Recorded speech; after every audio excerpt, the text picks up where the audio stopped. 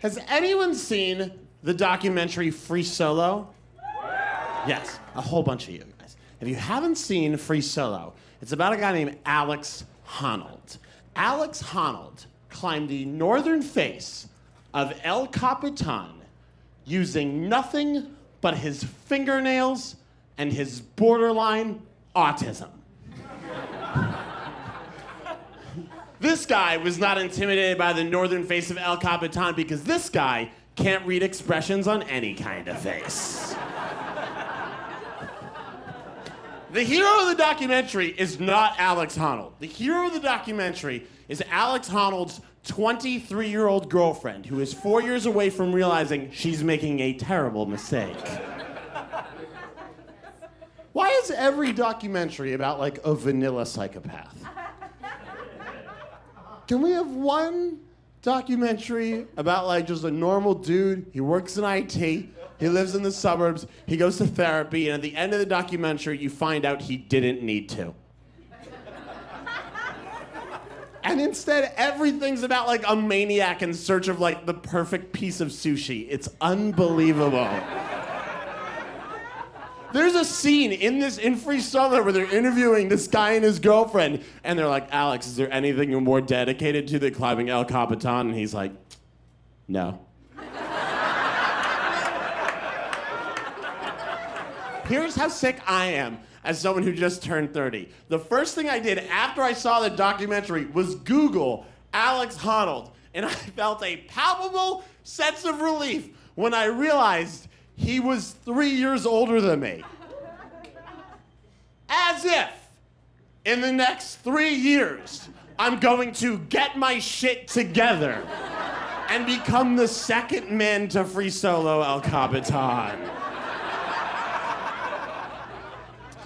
Here's the thing. I think it's a really weird time to be a young person. And just like, yeah, I was writing on a TV show. And at the end of this TV show, I checked my bank balance on the ATM, and I had, not to brag, $5,421 in my bank account.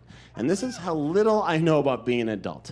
I saw the bank balance on the ATM screen, and I thought to myself, with no irony, I should buy a house. Not a big house. One of those small $5,000 houses.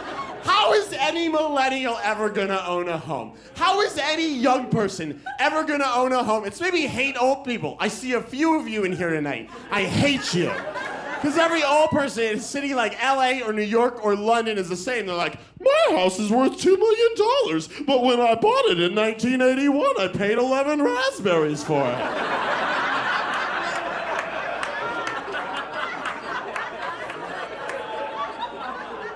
And every young person's like, I have 9 roommates! We each pay $11,000 a month. Although I missed a payment last month, he took a tow, I walk in a circle now. Every single one of us is a lawyer except for Ted. He's a dog with rabies, and we love to get him out, but his name is on the lease. And every single old person's like, I'm a librarian with a home at the beach. Go fuck yourself. How has this happened? And by the way, old people complain constantly, like young people always complain. I have never heard a young person complain. I don't hear it happen. All I do, like my mom sometimes will be like, millennials, you guys live in your phones. I'm like, it's the only place we can afford to live. You're my landlord, you should know that. I was watching SpongeBob SquarePants with my cousin, younger cousin. He's 2 years younger than me. We enjoy the classics. And halfway through the show, I'm fuming because all I could think, I'm like, this sponge owns his own pineapple? And then he went upstairs. I'm like, this sponge owns a 2-story pineapple? Oh, he must be a lawyer. He's not a lawyer. He works in a fast food restaurant. SpongeBob has family money, I am telling you. He changed his name to be more working class, but his real name is Sponge Robert Rectangle Trousers. I swear to fucking God. Last month, the Dalai Lama gave an interview. And I'm not sure if any of you guys saw, you're nodding. I'm not sure if any of you guys saw this. It was amazing. It's a British woman, and she's got notes on a clipboard, and she's asking really softball questions to the Dalai Lama. She's like, Mr. Lama, what's your favorite kind of forgiveness, Mr. Lama? And then she asks a question that's supposed to be like a real feel-good question. She goes, Mr. Lama, do you ever think there's going to be a female Dalai Lama? And he went, yes. And I can see me like, ah. And then he continues, and he goes, but only if she's attractive. But she checks her notes, and she's really checking, but eventually she's like, nope, didn't have the Dalai Lama being sexist in here anywhere. And she was like, would you like to elaborate? And he's like, yes, well, today, people only listen to attractive people. So the next Dalai Lama will have to be attractive. And whether or not the Dalai Lama is right, I'm not going to be the one to make that call. But whether or not the Dalai Lama is right, I have one thought that I have been thinking since I saw the interview. Does the Dalai Lama think he's hot? Does the Dalai Lama wake up every morning and look in the mirror and be like, Asian Charlie Brown, still got it, baby. Why does every one of the Dalai Lama's Instagram photos have the caption, felt cute, might delete later on it? I am sick, by the way, of pretending that the stuff that I like is cool stuff. I don't like anything cool. I'm really excited for the day I can finally stop pretending to hate Coldplay. I love Coldplay. I love calling occasionally someone trying to be sympathetic will be like, oh yeah, the early stuff is good. And I'm like, no, all of it. And I was sitting in a car and Coldplay came on and the driver of the car went, ugh, Coldplay. And I had to be like, yeah, I hate music that makes it feel like you can do anything.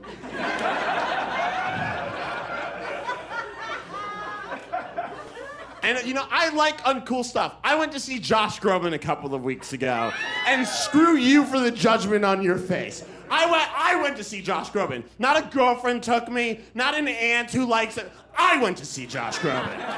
And I enjoyed it. He sang for 2 hours at twilight outside Portland in an outdoor venue. It was magical. He sings in 4 different languages. He did Pure Imagination for Willy Wonka. I cried, and I got into the car. I got into an Uber feeling fulfilled, and the Uber driver ruined my bliss with 3 words. He said, who is playing tonight? And I said, Josh Groban. And he just went, guilty pleasure. And I said, what? And I swear to God, he went, okay. And I said, why should I feel guilty? Huh? And he went, okay. And I said, why should I feel guilty? For seeing a once-in-a-generation talent sing timeless classics? And he didn't respond. And then I said something that I'm genuinely sure is the most embarrassing thing I've ever said. I crossed my arms, and after this, we were quiet for the rest of the ride. I crossed my arms, and I just went,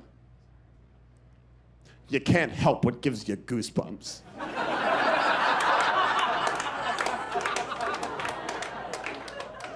The worst tattoo I've ever seen is this. I worked with a girl at KFC. Long story. And everyone called her Jennifer 9/11. Hold on. It's way worse than you think. She had a tattoo on her lower back of the Twin Towers and the words never forget. First of all, boner killer. Second of all, that means that at some point in her life, she walked into a tattoo, presumably after 9/11, otherwise it's crazy. She walked into a tattoo parlor and was like, I want a permanent reminder of the saddest day in American history. And they were like, Gettysburg? And she's like, no. More recent. And they're like, 9/11. All right, where do you want it? And she's like, it should be a reminder. And they're like, yeah. She's like, should remind me every day. And they're like, yeah. Where do you want it? And she's like, well, what's the one part of my body I could never see ever unless I had a neck like an owl? But here's why it's really horrifying / great. Because time isn't always kind to people's bodies. And eventually, her skin is gonna sag. And those Twin Towers are gonna collapse again. So it's less of a reminder and more of a reenactment.